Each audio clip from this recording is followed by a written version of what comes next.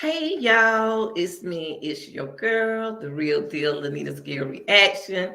Like, share, and subscribe. Yes. Now, what I want to get into today is what's going on, the problem in Chicago with the teens. First of all, they didn't just decide to do this.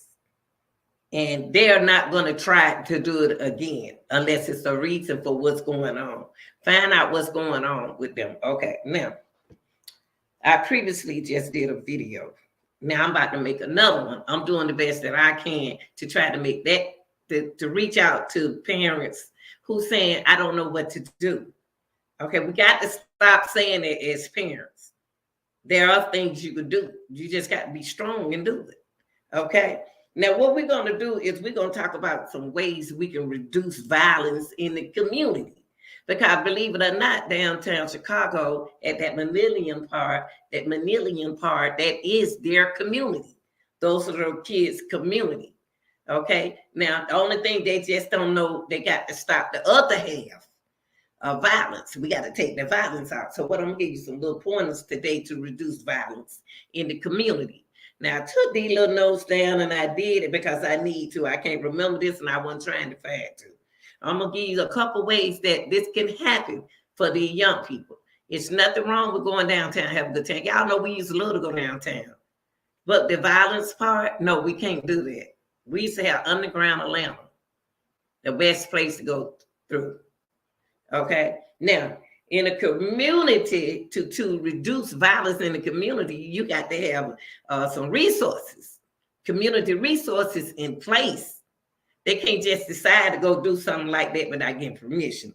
Okay, so the mayor got to do their job on their half. Okay, the community resources can play an important part in making a neighborhood safer, because somebody gonna get hurt behind this here, and I don't want to see no kid getting hurt. But let's take a look at this video.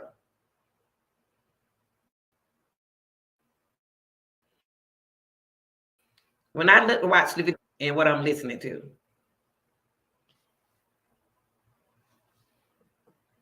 Curfew is now not enter without an adult for 6 p.m. But of course, that didn't stop the crowds of teenagers from taking their activities to the Loop last Saturday. Fox 32's Joni Lum has more on how police are preparing for this weekend.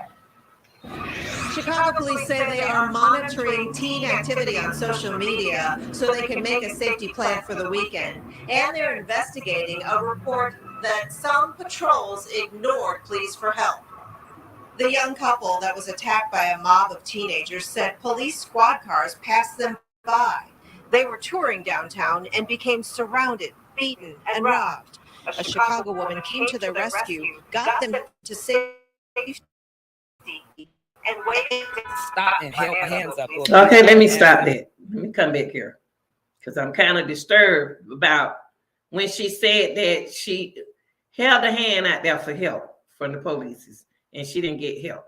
That kind of told me too much. Hold on, y'all. Let me get back to here. That told me a lot. That told me something that I was upset about. Okay, when she stopped them, officer, what are y'all doing? What's going on? Now, being selfish and worrying about what happened to who under the president or either the mayor or anything, y'all cannot take it out on these kids. These kids cannot get hurt like this.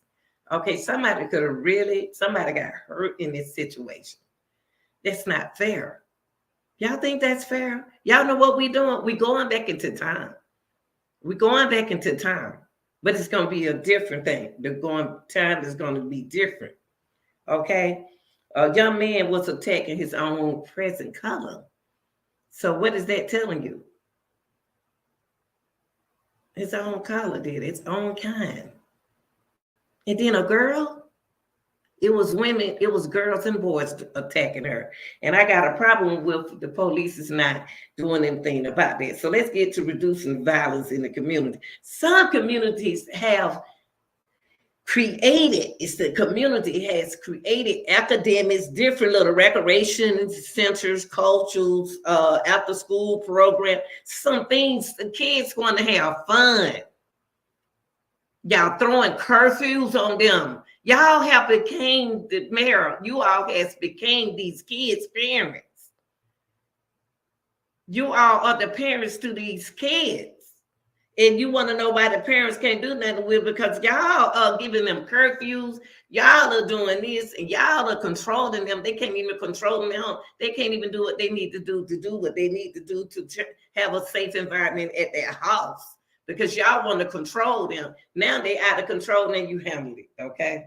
So anyway, there are some community has programs, teens to feel safe and use their time productively. You got to understand, mixing that community right there that happened downtown. All of them wasn't educators. A lot of them would drop off. Some of them were graduating. Some of them still in school. Some of them drop off. Some of them suspended. Y'all got to get control of that, Mayor. This y'all job now, because y'all, it's like that.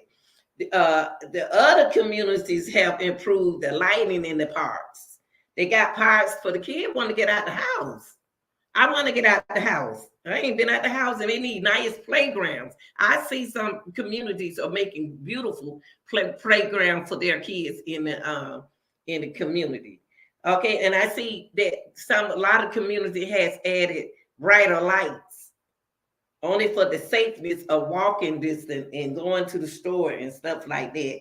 So the brighter lights can discourage crime by making it more difficult to commit crimes, okay, without being seen. You can see now, okay? Now, every community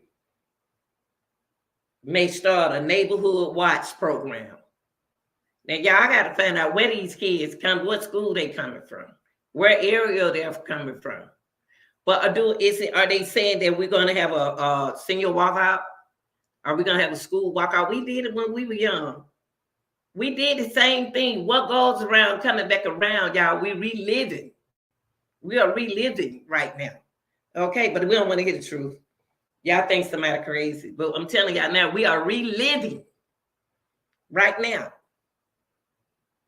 What they did, these kids doing, we did it.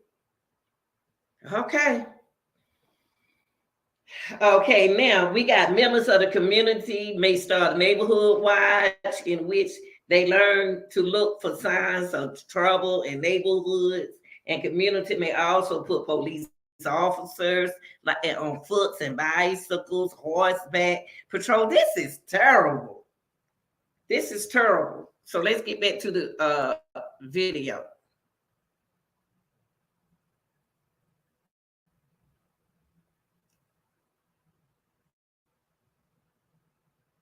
Them to stop and motion them over to what was going on, and they just cut a path around me. She put the couple in her car and drove them to a police station, then got them shoes, money, drove them home. The scenes of vandalism and violence are disturbing to Chicagoans who want to believe it can be prevented.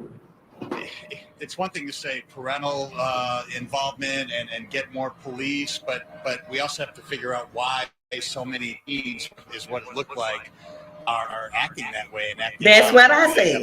That is exactly what I said. Why are there so many teens out there doing this? It's a reason. I believe the kids don't have anything to do in their neighborhoods, but it doesn't excuse coming to a different area where you're trying to escape not having anything to do and causing trouble to where they don't want you to come back into this downtown area. Last weekend, police were under attack too. Bombs were thrown.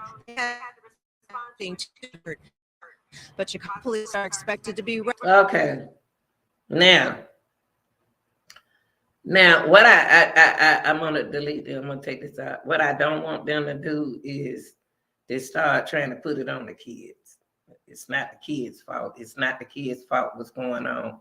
It's what y'all need to do and find out what's going on. And just like the officer said, the same thing I just said, where is all this coming from? Don't know teens just get up and want to do this. what happened and what's going on for them to be out of control and not listening to their parent. And y'all got to remember, there are a lot of siblings helping raising their siblings. Okay? This is your girl, the real deal, Anita Gill's reaction. Don't blame it on the kids. Get it right, Mary. It's your turn. Get to work.